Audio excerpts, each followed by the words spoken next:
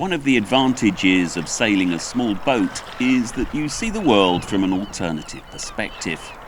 My feet are a mere 2 inches above water level, so my view is almost the same as that of a canoeist or a paddleboarder or a dinghy sailor, and I like it this way.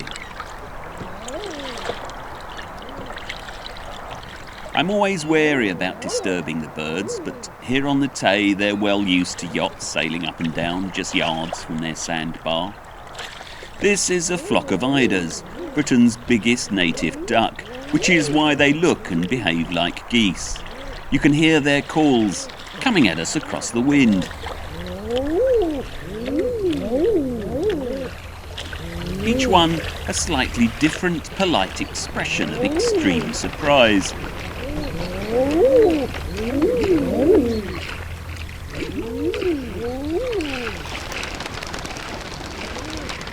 This whole flock is made up of adolescent and non-breeding eiders, gorging on this rich coastline, while the fertile elder eiders are out scattered across northern Britain, getting on with the important job of breeding.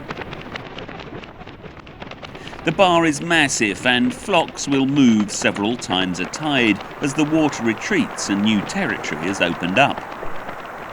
How many of these moves are prompted by the natural need to shift to new patches to feed, or prompted by disturbance from boats or canoes or seals or gulls or me, is anyone's guess. In my defence, all I can say is that I have more shots of birds landing and feeding than I do of them taking off, and I'll never tire of the sight of big seabirds engaged in carefully choreographed aerial manoeuvres.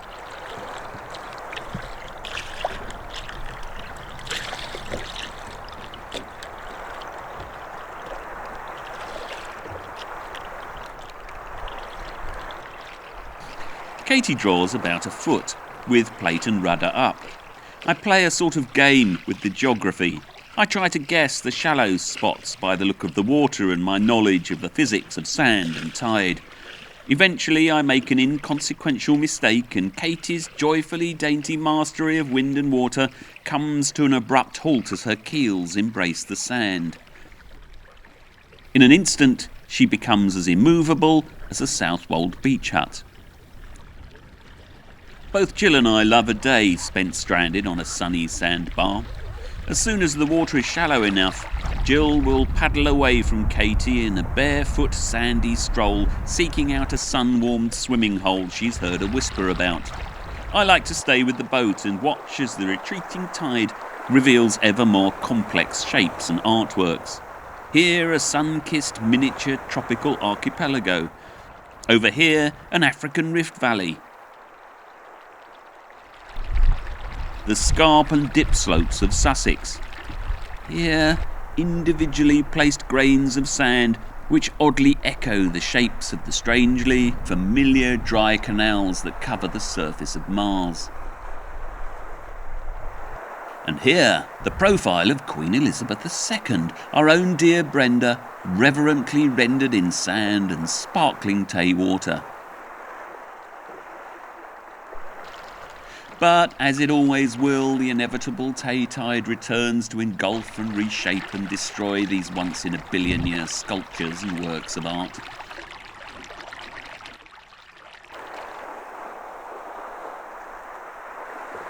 And with the returning tide, walking back through the shimmering heat haze of this miraculous Scottish sandbar, comes the love of my life.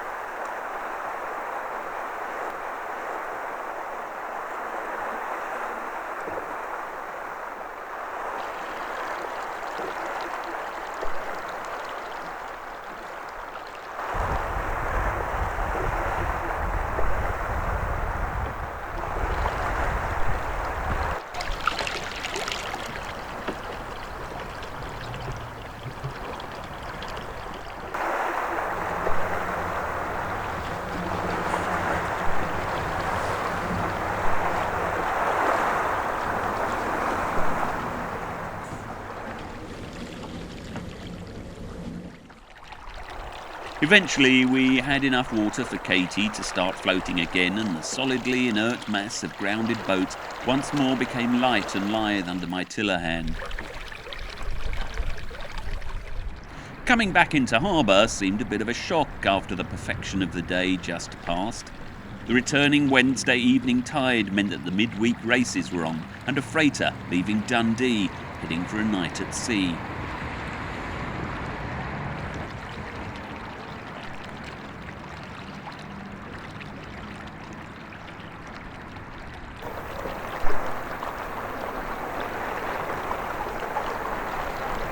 It is, I confess, one of the many small things I take a stupid pride in as a citizen of this modest island race.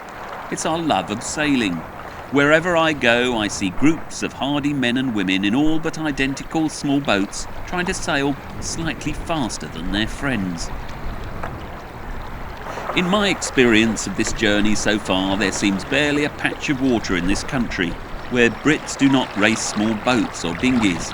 Seeing them makes me very happy.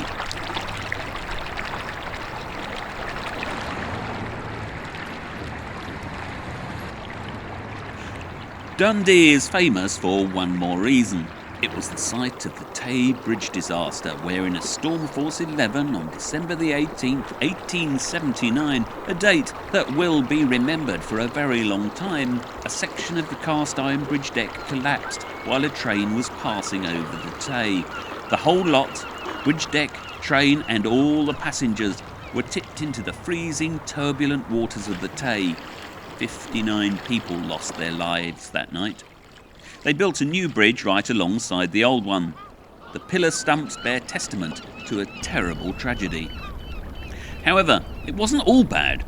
Fortunately, Britain's most misunderstood poet, William McGonagall, was born in Dundee. His poem, dedicated to the Tay disaster, is now regarded as an ostentatiously tacky classic of Victorian sentimental doggerel, while more intelligent critics say it was written entirely tongue-in-cheek. And even today, most Tay sailors seem happy to recite a few lines of the poem. "'Twas about 7 o'clock at night, and the wind blew with all its might. The rain came pouring down, the dark clouds seemed to frown, and the demon of the air seemed to say, I'll blow the Tay Bridge down." It's rubbish. When the train left Edinburgh, the passengers' hearts were light and felt no sorrow, but Boreas blew a terrific gale, which made their hearts for to quail. And many of the passengers with fear did say, I hope to God this will send us safe across the bridge of the Tay.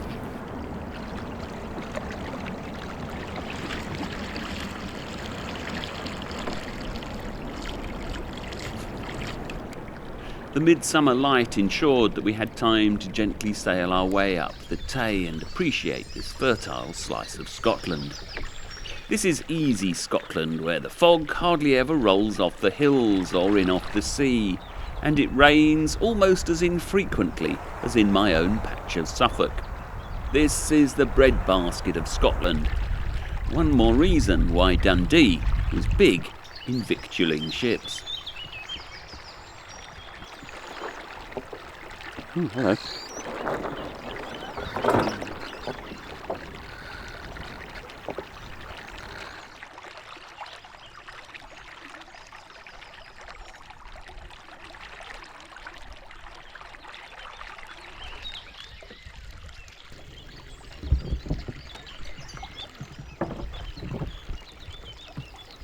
No matter how often I see the east coast of Scotland, it always comes as a bit of a surprise to see how tidy and well kept everything seems. There's a really admirable desire for order and neatness among those who live along these estuaries. This is probably less true of the west coasters. I'm not sure what that says about the east-west cultural split that runs right down through Britain. It's just an observation, not a criticism.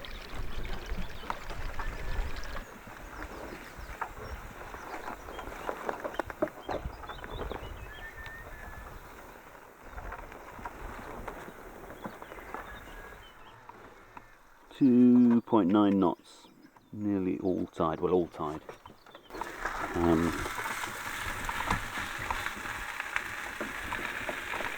4.2 metres.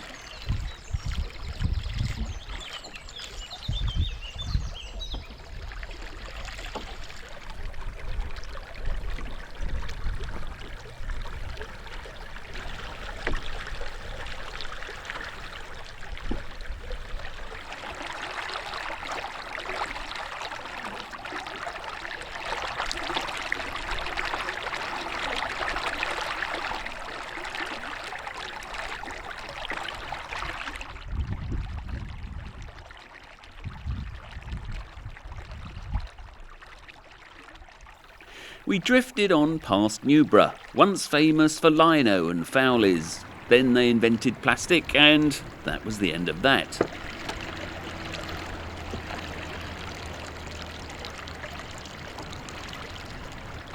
The neat little town is now just a dormitory for Perth and Dundee.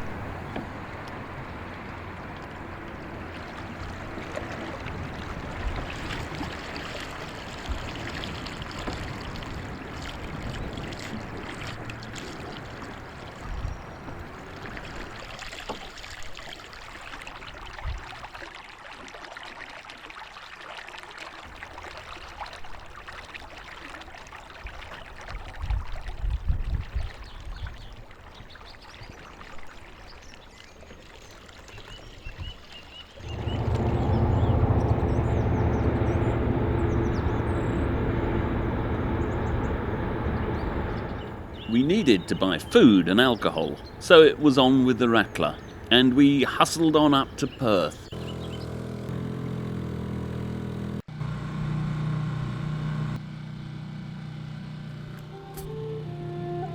To squander a lovely evening on a splendid estuary like the Tay by rushing up this 10-mile stretch with the incoming tide and killing the peace with the discordant racket of the single cylinder is a truly disgraceful thing to do. But the next day was shaping up to be perfect for a sunny, light weather drift up the Erne. The pressure was on us.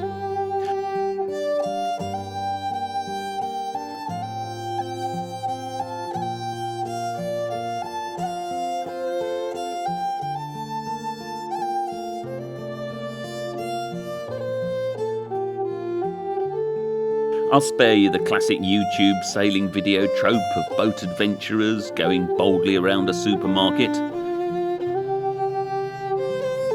Lovely town, by the way, well worth a visit, if you have the time.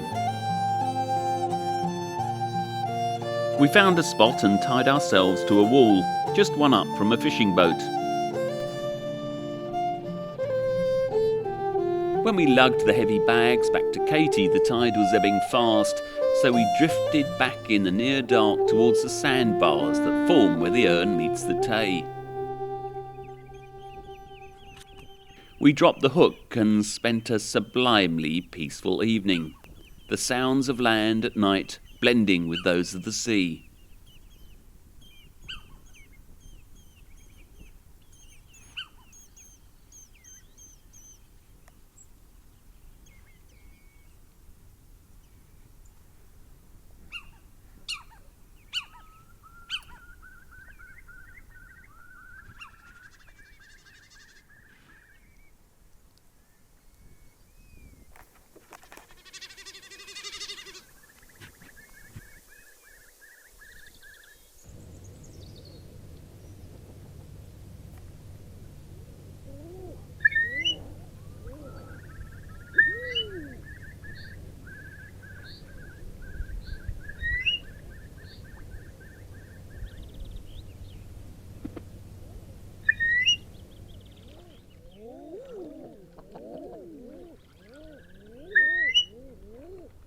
The beautiful railway bridge of the silvery Tay, alas, I'm very sorry to say that 90 lives have been taken away. Last Sabbath of 1879, which will be remembered for a very long time. It was about 7 o'clock at night, and the wind blew with all its might. The rain came pouring down, the dark clouds seemed to frown, and the demon of the air seemed to say, I'll blow the Tay Bridge down. It's rubbish. When the train left Edinburgh, the passengers' hearts were light and felt no sorrow, but Boreas blew a terrific gale, which made their hearts for to quail. And many of the passengers with fear did say, I hope to God this will send us safe across the bridge of the Tay. Okay, read it without the laughs, will you? But when the train came near to Wormwood Wait. No. Straight Boreas, faces, chaps. he did, loud and Go back to angry where you bray. started laughing. No.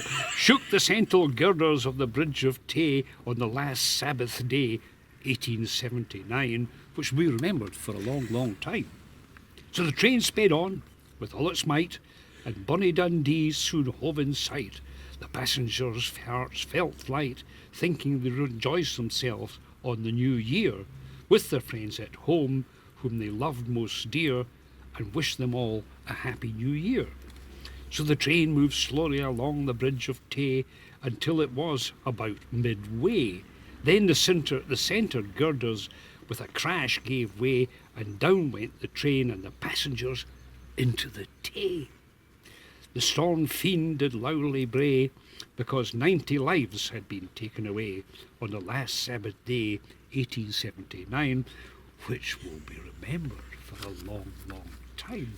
If you've written such a great line, you might as well repeat it a few times, mightn't you? As soon as the catastrophe came to be known, the alarm from mouth to mouth was blown. The cry rang out o'er all the town, "Good heavens, the Tay Bridge has been blown down." A passenger train from Edinburgh filled with all the people's hearts with sorrow, and made them all to turn pale, because none of the passengers were saved to tell the tale. How the disaster happened on the last day, 1879, which will be remembered for a long, long time.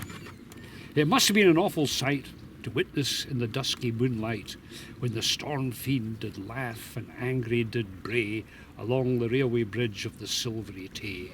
O ill-fated bridge of the Silvery Tay, I must now conclude my lay, for telling the world, fearless without dismay, that your centre girders would not given way.